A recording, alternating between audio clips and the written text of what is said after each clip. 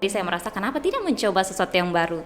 Ya, jadi memberanikan diri. Jadi satu hal pertama itu memberanikan diri. Percaya dulu. Kita semua punya potensi yang sama untuk bisa keluar negeri.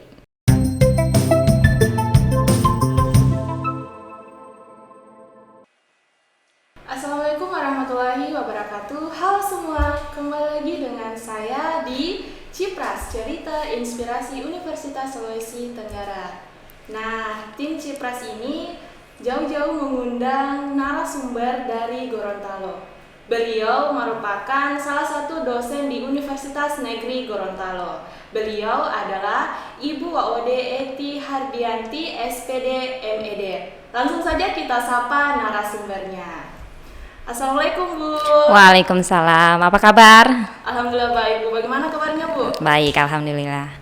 Aman puasanya Bu? Aman, belum ada kalanya ya. Alhamdulillah. Terima kasih banyak Bu sudah meluangkan waktunya untuk hadir di acara podcast kami. Iya, terima kasih juga sudah mengundang saya ya. Alhamdulillah. Iya Bu. Kuliah S2 di luar negeri. Sebenarnya apa sih yang memotivasi Ibu untuk keluar di luar negeri? Padahal kalau dibilang universitas di Indonesia itu tidak kalah bersaing Bu di mancanegara. Baik, terima kasih atas pertanyaannya. Menarik sekali ya, karena sebenarnya kuliah di luar negeri itu dan di dalam negeri sama saja sebenarnya. Tujuannya yaitu untuk belajar kan. Nah, tapi saat itu saya memilih untuk kuliah di luar negeri, motivasinya karena saya merasa bahwa saya ingin sesuatu atau tantangan atau pengalaman yang baru, begitu kan. Nah, di samping itu juga saya merasa bahwa sebenarnya saya bisa. Cuman terkadang banyak teman-teman saya atau orang-orang di sekeliling saya yang memang memilih untuk kuliah di dalam negeri saja karena mungkin merasa banyak pertimbangan atau banyak kendala kalau misalnya kuliah di luar negeri kan. Jadi saat itu saya memilih motivasinya yaitu karena saya ingin menantang diri saya, mau mengembangkan diri saya. Pasti kalau kita kuliah di negara lain kan bukan cuman ilmu pengetahuan yang kita dapatkan di sekolah atau di kampus, tetapi juga kita ketemu atau kenalan orang baru, belajar budaya baru, dan otomatis cara berpikir kita juga mulai terasah ataupun mulai ada perubahan begitu kan. Nah, saya sangat penasaran gimana sih itu semua bisa terwujud. Nah, salah satunya adalah dengan kuliah di luar negeri seperti itu. Lebih keluar dari zona nyaman ya Bu? Betul sekali, karena saya merasa bahwa sekarang ini semuanya informasi, semua kesempatan itu banyak sih. Cuman terkadang kita merasa kurang mampu atau merasa sulit duluan sebelum berjuang kan. Jadi saya merasa kenapa tidak mencoba sesuatu yang baru. Ya, jadi memberanikan diri. Jadi satu hal pertama itu memberanikan diri. Percaya dulu, bisa tidak? Oh, bisa. Nah, jadi akhirnya sampai ke proses akhirnya dapat kuliahnya di luar negeri. Iya Bu. Berdasarkan informasi nih Bu, kalau misalnya Ibu melanjutkan pendidikan S2 di luar negeri itu menggunakan beasiswa LPDP. Kenapa Ibu memilih beasiswa tersebut? Padahal banyak beasiswa lain yang tersedia Bu. Baik. Nah, di saat saya daftar beasiswa LPDP itu kan di tahun 2016 ya. Otomatis belum terlalu ramai seperti sekarang ya. Pertama saya memilih LPDP, yang pasti ini beasiswa dari pemerintah Indonesia ya. Jadi menurut saya ini beasiswa yang dari kita sendiri kan. Jadi bisa menggunakannya untuk rakyat Indonesia misalnya. Salah satunya saya. Kemudian berikutnya saya merasa LPDP saat itu punya target banyak bisa menerima awardee ya saat itu atau menerima penerima beasiswa. Soalnya mereka tidak ada kuota, yang artinya selama kamu qualified atau bisa memenuhi semua persyaratannya, bisa layak, kamu pasti dapat. Nah, setelah saya tahu itu dan kemudian saya paham model pembiayaannya, bagaimana LPDP punya testimoni yang baik lah dari orang-orang yang sudah dapat. Jadi kenapa tidak memilih itu? Nah, di samping itu saya juga sebenarnya mencoba untuk beasiswa Australian Award ya, Australian Award Scholarship yang dari pemerintah Australia. Tapi timingnya memang duluan pengumuman LPDP dan duluan saya dapat LPDP baru AAS saat itu saya tidak lanjutkan lagi aplikasinya karena sudah dapat LPDP. Ya udah, kenapa tidak ambil yang sudah di depan mata kan. Jadi saya memilih LPDP dan alhamdulillah saya sangat beruntung atau saya sangat puas dengan beasiswa LPDP. Artinya bahwa pengalaman saya di sana 100% positif lah terkait dengan beasiswa ini. Berarti di sini Ibu tidak menonton saja di beasiswa beasiswa LPDP ya Bu? Benar, saya sebenarnya orang yang tipe mau mencoba ya, adventure begitu, mau petualangan baru. Dan saya lihat sebenarnya semua beasiswa itu persyaratannya kurang lebih sama sih, cuman kadang namanya saja dan siapa yang memberi beasiswa kan. Jadi kalau kalian misalnya mau daftar beasiswa, apapun itu LPDP, AS, Chevening atau bahkan beasiswa Fulbright, kurang lebih persyaratannya sama. Anggap saja kalau kamu sudah ada mempersiapkan beasiswa AAS, bisa dipakai dokumennya untuk daftar beasiswa LPDP, beasiswa Fulbright, paling tidak sudah ada pengalaman seperti itu. Jadi coba semua, selama itu bagus, kenapa tidak, ya kan? Bu. Kalau boleh tahu nih bagaimana cara apply beasiswa LPDP Bu? Baik, beasiswa LPDP itu semua fully online ya kalau saya nggak salah. Artinya semua dokumen itu tidak harus mengirim ke Jakarta secara pos, tapi semua cuma mengunggah di akunnya. Jadi menurut saya langkah pertama yaitu pahami dulu beasiswa LPDP. Kan beasiswa LPDP itu apalagi yang tahun 2022 ini banyak sekali model skema pembiayaannya. Jadi misalnya Uni kamu mau daftar beasiswa reguler misalnya, atau mau daftar beasiswa beasiswa KIP atau bidik misi ya kalau nggak salah, atau mau daftar beasiswa prestasi. Jadi ada banyak jalur yang bisa kamu pilih sesuai dengan situasi Uni sendiri misalnya begitu. Nah kalau saya sendiri berencana di tahun 2016 ya, di tahun 2016 itu saya ambil beasiswa reguler. Kemudian nanti berencana daftar lagi tahun ini untuk beasiswa pendidikan Indonesia, dosen ya, beasiswa dosen.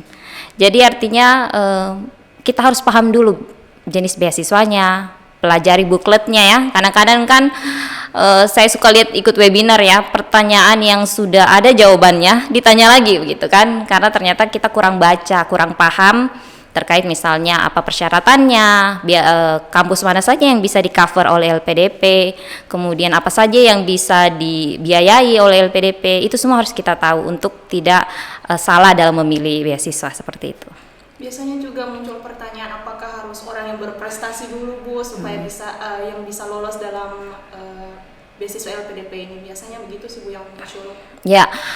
Kalau saya lihat target LPDP itu beragam ya, artinya bukan cuma orang pintar saja, orang punya prestasi saja, tapi mereka juga lihat orang yang punya jiwa sosial yang tinggi, orang yang mau capek-capek lah intinya, mau capek untuk berkarya begitu kan. Kadang kan orang mau daftar dalam posisi yang nyaman saja ya, pada saat posisi yang tidak nyaman mereka nggak mau capek begitu, nggak mau repot begitu kan.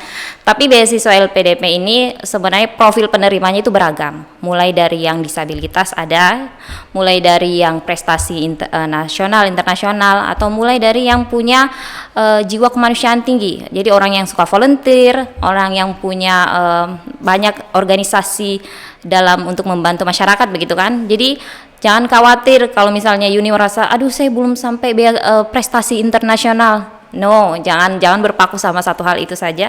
Tapi mungkin Uni harus gali potensi apa yang Uni miliki. Misalnya teman-teman di luar sana juga punya jiwa sosial yang tinggi, artinya sering membantu. Itu bisa dijadikan catatan yang penting untuk LPDP menerima Uni atau teman yang lain gitu.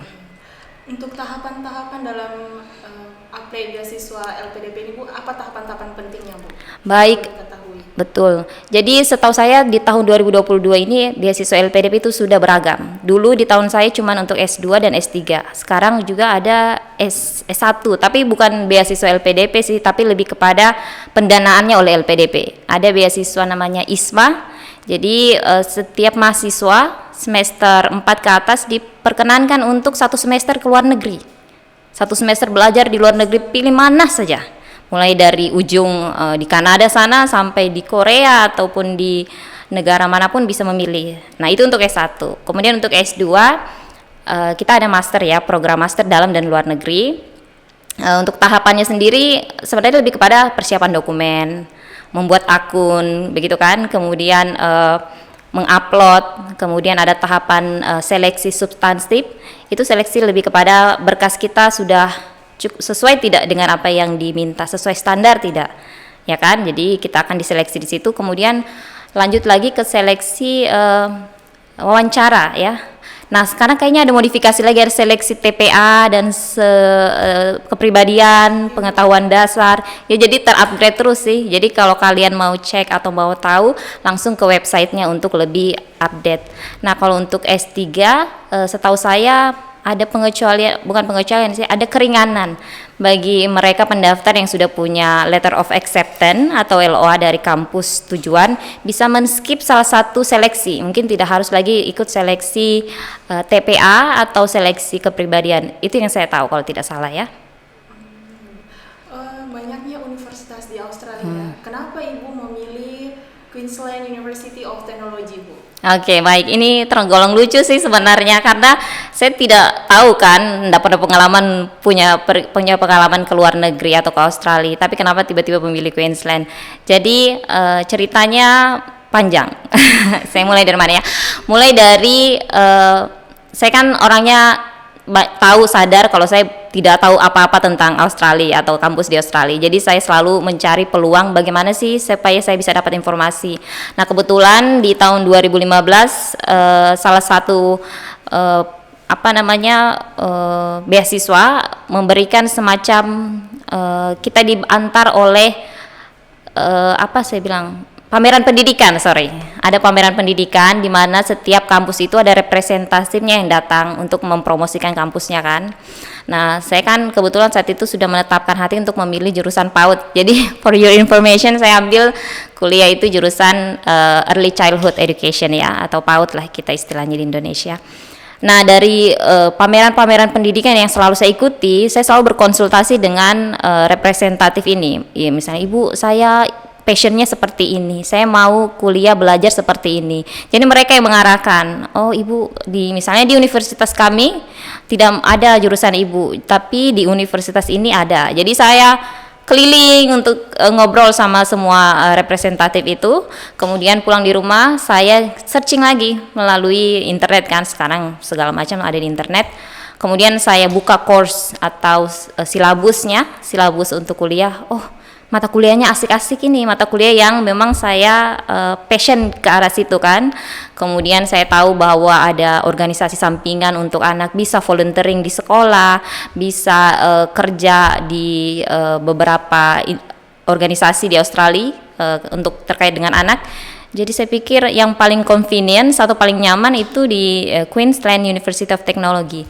Karena pertama juga selain terkait dengan kurikulum, dosen yang sangat-sangat kredibel, juga iklim atau cuacanya itu tidak jauh beda dari Indonesia, panas, tidak ada salju di sana, jadi cukup panas. Jadi saya merasa saya bisa survive di sini, saya bisa adaptasi dengan cepat karena situasinya tidak jauh berbeda kan. Kemudian Queensland University of Technology ini juga terletak di kota Brisbane-nya. Jadi tidak akan kesulitan mungkin untuk cari tempat belanja, tempat makan dan sebagainya. Jadi menurut saya ini sesuatu yang perlu kalian cari masing-masing ya. Jadi saya tidak menyarankan semua harus ke kampus saya karena kan tiap orang tujuannya beda-beda ya. Jadi pastikan apa yang kalian cari cocok tidak kotanya, cocok tidak universitasnya, dosennya bagaimana, kurikulumnya seperti apa. Ekstrakurikuler itu penting juga ya. Karena kalau kalian di kampus saja kalian mungkin bisa stres. Jadi cari apakah kota ini ada kegiatan-kegiatan ekstrakurikulernya, maka ambil kalau memang ada, seperti itu. Sedikit penasaran nih Bu, ya. Ibu kan di Australia ambil jurusan PAUD. Betul. Nah, untuk S1-nya nih Bu, Ibu kuliah di mana dan ambil jurusan apa? Baik, saya kuliahnya itu di Universitas Halo Oleo. Jadi saya asli Kendari ya, Sulawesi Tenggara. Kemudian ambil pendidikan bahasa Inggris untuk prodi S1 saya. Pastinya ini banyak yang penasaran juga nih Bu. Pada saat Ibu pertama kali tiba di Australia, pastinya Ibu merasa mengalami namanya culture shock. Bagaimana dengan Ibu untuk menyelesaikan diri dengan Ibu? Baik, saya sih karena saat daftar beasiswa ini sangat senang sekali ya, artinya dikasih kesempatan untuk kuliah itu saya sangat senang sekali. Jadi saya tidak berharap akan mudah di Australia. Saya dari awal sudah setting mindset saya bahwa di Australia ini akan menantang. Jangan mengharap semua akan mudah. Kalau mau makan ada Gojek, kalau mau kemana enggak. Jadi saya ke sana dengan ekspektasi yang tidak untuk bahagia-bahagia saja, pasti banyak cobaannya ya. Tapi karena mungkin dengan low ekspektasi seperti itu, jadi banyak hal-hal yang justru berbanding terbalik ya. Justru di sana banyak yang tolong, banyak yang bantu. Misalnya homesick ya. Ternyata di tempat saya di Brisbane itu komunitas Indonesianya cukup erat begitu. Jadi saya nggak kesulitan terkait dengan makanan, terkait dengan tempat sholat begitu kan. Tergolong juga ramah sama Muslim kan. Nah untuk orang tua sendiri karena mereka semua mendukung. Jadi mereka semua selalu mensupport saya. Jadi kita video call, mereka semua selalu kayak excited untuk dengar apalagi sih yang kamu lakukan di sana, gimana perkembangan kuliahnya. Jadi saya tidak merasa bahwa ada jarak yang jauh antara rumah dengan tempat saya kuliah. Semua berjalan natural sih. Tapi memang ada saat-saat sulit yang seperti di semester 1 itu saya kalau bisa bilang tempat tinggal saya sudah di perpustakaan kayaknya.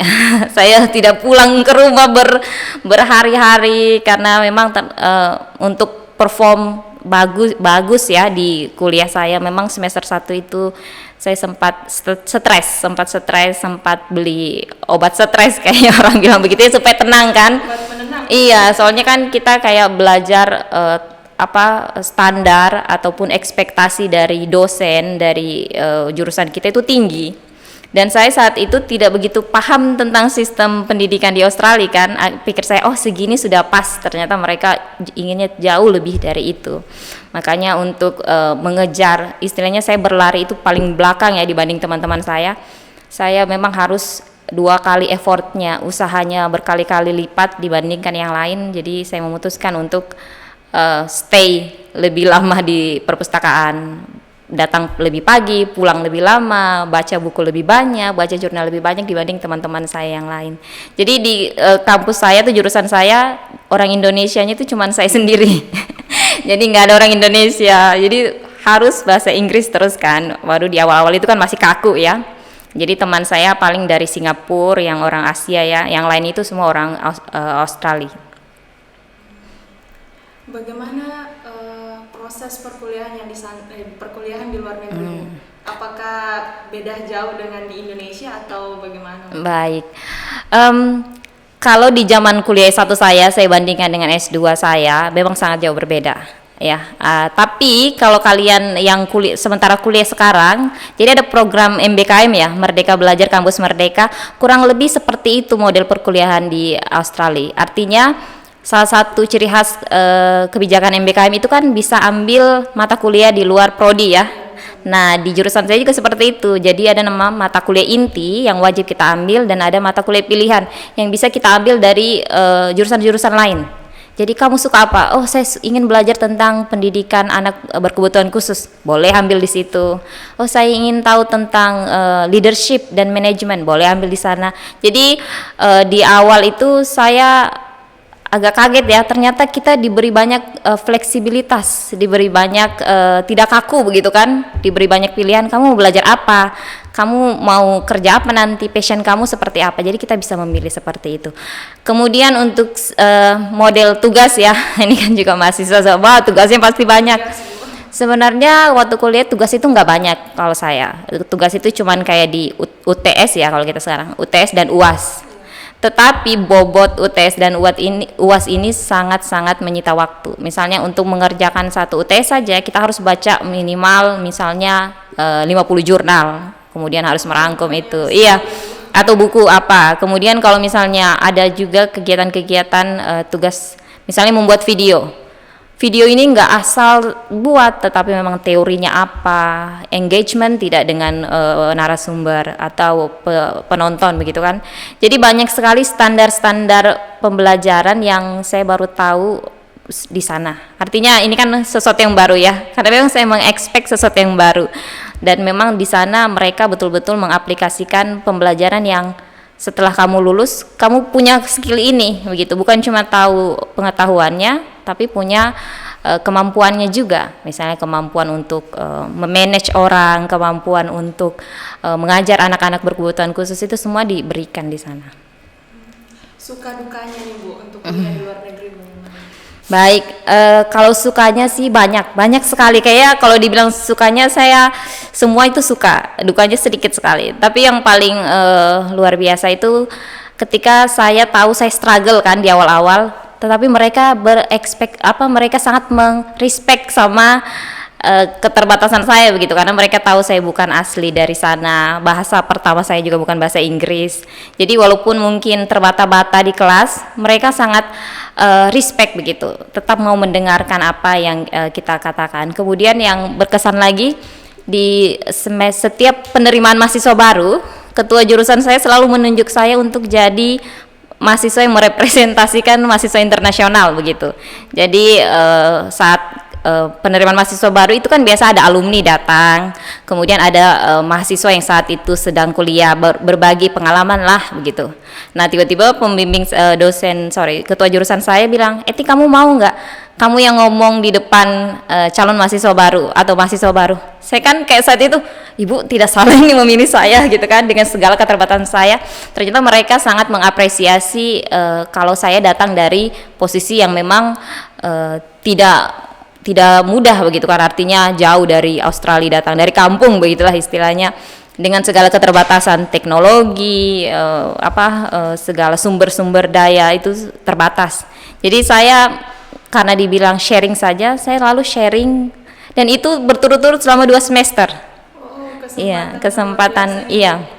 Dan kemudian setelah itu mereka banyak mengapresiasi saya, bagaimana kesulitan-kesulitan yang saya hadapi saya bisa atasi seperti itu, mulai dari bahasa, mulai dari keinginan untuk belajar. Kan kadang kalau kita jauh sekali perbedaan, kadang kita merasa minder kan, kayak aduh saya tidak paham ini, aduh bagaimana saya bisa begitu kan. Dan terkadang orang justru tidak mau minta bantuan dan merasa terpuruk kan. Kalau saya tipe yang ya udah saya mengaku aja saya tidak bisa minta bantuan, tanya ke sana, tanya ke sini. Jadi saya lebih banyak aktif untuk bagaimana caranya supaya saya bisa hadapi semua kesulitan-kesulitan saat kuliah ini. Sebenarnya banyak peluang tapi tergantung dari pribadinya Betul. sendiri Bu, bagaimana untuk merespeknya.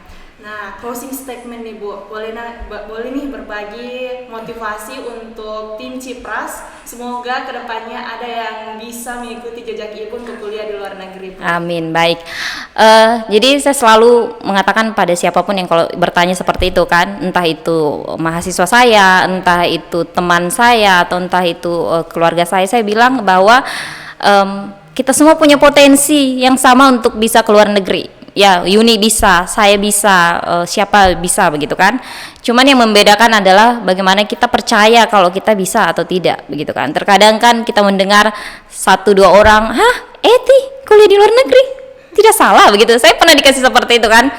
Tapi ya kenyataannya saya bisa gitu kan. Ternyata kadang kita harus lebih percaya pada diri kita sendiri. Kemudian kita harus bisa membuat prioritas ya. Jadi bohong sekali kalau selama proses belajar ini, saya kan belajar otodidak ya, kebanyakan otodidak, kayak belajar bahasa Inggrisnya, mempersiapkan semua, saya nggak kursus atau apapun itu. Banyak sekali godaan, Eti nongkrong di sini, Eti jalan ke mall gitu kan, atau ayo main di sini. Tapi saya tahu saya punya tujuan, saya punya cita-cita, saya punya mimpi. Ya udah, saya bilang mohon maaf, saya mau belajar dulu sampai 1 minggu ini, belum bisa ikut hangout begitu kan. Kalau teman yang benar-benar teman, mereka pasti percaya karena mereka mendukung kita kan untuk mencapai mimpi. Tapi kalau mungkin teman yang ya udah untuk main, untuk senang-senang aja adanya, mereka pasti menjauh kan. Artinya kita mungkin sedih juga, tapi ya udah karena saya punya tujuan lain. Kemudian yang paling penting lagi konsisten.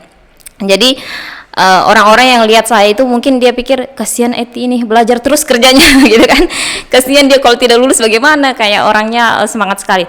Tapi saya pikir ya kenapa tidak kita usaha dulu. Jadi saya kemana-mana selalu bawa buku catatan kecil. Jadi misalnya lagi menunggu di parkiran, saya baca lagi catatan-catatan saya, misalnya kata-kata bahasa Inggris yang baru, atau misalnya dokumen-dokumen apa yang saya perlu siapkan. Jadi saya selalu prepare bahwa apapun yang direncanakan itu dengan baik, insya Allah hasilnya juga akan baik. Jangan kita, saya bukan tipe yang langsung aja. Saya perlu planning, tahu apa yang saya mau lakukan. Saya bikin timeline ya. Ini strategi buat kalian semua bisa coba bikin timeline. Misalnya seminggu ini apa prioritas, fokus yang harus saya kerjakan. Nah, kemudian sampai jangka pendek, jangka menengah sampai jangka panjangnya apa. Mungkin jangka panjangnya kuliah di mana, kerja di mana, berarti harus ada perencanaan yang lebih awal untuk bisa mencapai itu. Jadi kalian harus percaya diri kalian mampu. Kita semua mampu. Saya bukan mahasiswa yang prestasi luar biasa, malah saya tipe yang biasa aja, tidak menonjol, tidak juga seperti itu aja, biasa. Tapi karena saya tahu apa yang saya inginkan dan saya percaya sama diri saya wujudkan dan alhamdulillah berhasil gitu kan. Dan saya harap itu semua bisa dimiliki oleh mahasiswa Unsultra, punya fokus, punya mimpi, punya semangat untuk mengejar itu.